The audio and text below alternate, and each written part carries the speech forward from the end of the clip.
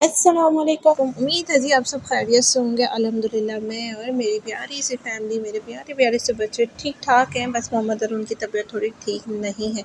तो ये है जी पुरानी यादें और बहुत प्यारी सी। मेरे पिछले व्लॉग के चैनल में मैंने ये वीडियो अपलोड की थी, लेकिन वो मैंने किसी वजह से डिलीट कर दी सारी वीडियोस। लेकिन ये कुछ पड़ी हुई थी तो मेरा दिल किया कि मैं ना आपके साथ शेयर करूं और अपने इस चैनल को रहने ही दूँ ताकि मेरे बच्चे बड़े हों और देखें अपना बचपन और यादें।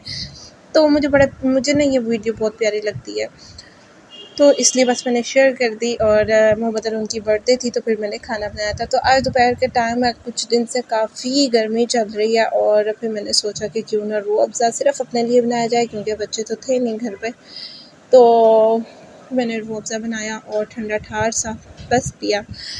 तो कहना ये मैं चाहती हूँ कि जब ये जो हमारे छोटे-छोटे से मोमेंट होते हैं ना, अगर हम इन्हें एन्जॉय ना करें और अपने वक़्त को गुज़ार दें ना, वो वक़्त फिर बहुत याद आता है। काश तो इसी तरह ही मैं अपनी उन प्यारी सी बहनों को कहना चाहूँगी, क्योंकि अब शादियों के सीज़न आ रहे हैं और बहुत सी लड़कियां अपनी जो ख्वाहिशात हैं उन्हें सामने रखेंगी। और लेकिन उन्हें क्या होगा कि आगे जाके जो माहौल होगा वो अलग होगा, वो उनके मुताबिक नहीं होगा, क्योंकि जो हम सोचते हैं वो होता नहीं है। तो मैं आपको एक छोटी सी टिप देती चलूँ, शायद आपके आगे काम आए। जो मेरे साथ हुआ शायद आपके साथ ना हो। तो मैं कहना ये चाहती हूँ कि जब खूबसूरत सी दुआएं लेके आप अपने घर रुखसत हो जाए, माँ बाप की दुआएं लेके, पहले ज़रूरी बात यह है कि माँ बाप की रज़ा में राज़ी रहें। रब आपकी रज़ा में राज़ी हो जाएगा तो हर दुनिया की वो नेमत मिल जाएगी। और अगर दुनिया में वो नेमतें ना मिली तो आखिरत में वो ख़ास हिस्सा आपके लिए बचा दिया जाएगा।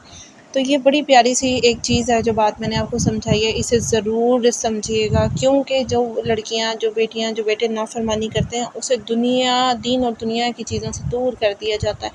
तो ये जो रद्द-ए-अमल होता है ना, वो फिर आगे उनके औलादों के साथ दोहराया जाता है। वो ज़िंदगी भर अज़ियत में गुजारते हैं। अपने आस-पास इर्द-गिर्द बहुत से ऐसे मसाले मौजूद होंगी। खैर, अब आते हैं अपने टॉपिक की तरफ कि जनाब आपने ना सबसे पहले तो अपने शौहर का कहना मानना है।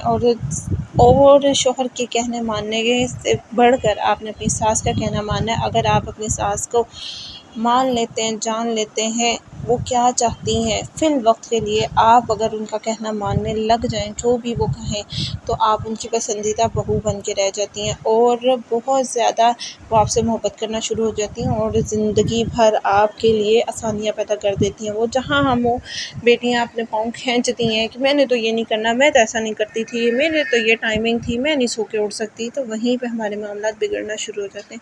छोटा सा पॉइंट आपको समझाया, इन पॉइंट्स को लाजमी याद रखिएगा। और जनाब ये हमें गिफ्ट आ चुका था जानू चाय वाला की तरफ से, तो आपने इन्हें लाजमी ट्राई करना है और खा के देखना है कि ये कैसा लगा आपको। बहुत ही मज़ेदार ये शवारमा है और साथ में हमें आया था अफ़गानी पराठा। तो लाजमी ट्राई कीजिएगा। व्हाट्सएप नंबर आपके सामने।